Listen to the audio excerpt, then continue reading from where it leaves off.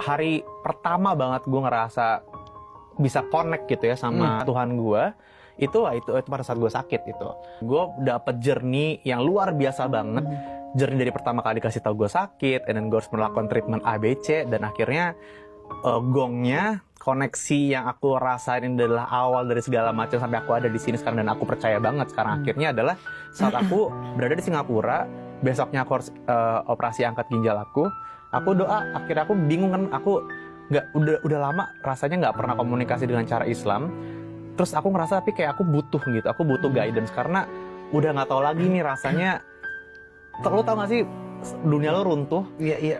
For the longest time lo cuman kayak tahu ada higher power, tapi lo nggak isi hati lo kejar dunia, lo kejar kekayaan sampai akhirnya lo mendapatkan banyak poin duniawi di hidup lo, tapi lo nggak pernah ngerasa puas, lo nggak ngerasa nggak happy lo dengan semua emptiness ya, kosong. Jadi kayak udah punya sekian banyak apalah segala macem harta duniawi, lo tetap nggak happy. Padahal itu yang gue pikir harta dunia itu yang bikin gue happy. Ternyata nggak bisa, nggak sama sekali nggak ada happiness dalam hidup gue.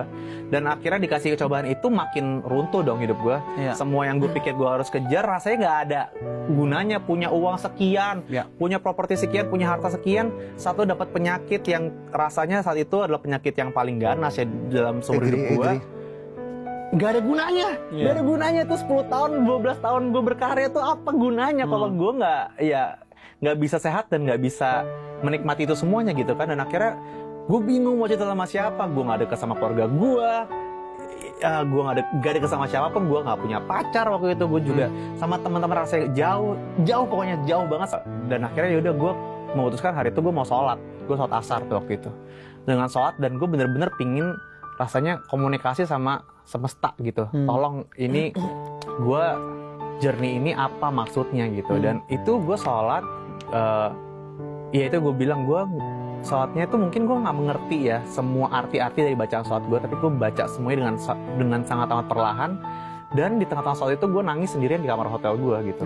Gue nangis dan gue masih merinding sih cerita kayak gini. Gue masih inget sekali kayak momennya pertama kali gue bisa kayak curhat sama seseorang yang sudah lama sekali gue tidak omongin dan ngobrol bareng, tapi gue rasa banyak kasih sayang langsung kayak masuk ke hati gue. Yang tadinya gue nggak happy, tiba-tiba gue langsung ngerasa tenang, aman, nyaman, dan dipeluk. Rasanya gimana sih soal rasanya ini gue mau nangis kalau cerita kayak gini. Tapi kayak gue untuk pertama kalinya dalam situasi yang gue berat ya, besok gue mau operasi, tapi gue mendapatkan sebuah rasa yang luar biasa di tengah-tengah gue lagi baca kalimat sholat yang gue juga mungkin gue nggak ngerti, tapi kayak ada yang bisa ada yang meluk gue gitu. Tapi dari situ gue ngerasa kayak sorry ya, gue tisu guys. Itu hari ya rasanya Bib. Sampai hari ini ya gue sangat amat bersyukur malahan dikasih penyakit dan dikasih, karena kalau enggak kayaknya gue nggak punya koneksi itu. Dan sampai sekarang alhamdulillah gue ngerasa cukup gitu. Walaupun mungkin dengan semua ya kekurangan gue, semua penyakit gue segala macam, tapi gue nggak pernah melihat ini sebagai sesuatu ujian lagi gitu. Ini adalah sebuah karunia gitu yang Tuhan kasih ke gue.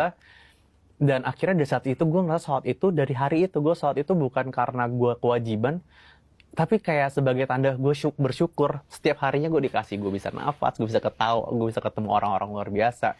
Gue masih dikasih journey yang luar biasa, walaupun masih ada journey gue untuk kesehatan. Cuman gue bersyukur, karena kalau gue nggak sholat rasanya gue nggak bersyukur gitu. Jadi gue malu sama diri gue sendiri gitu.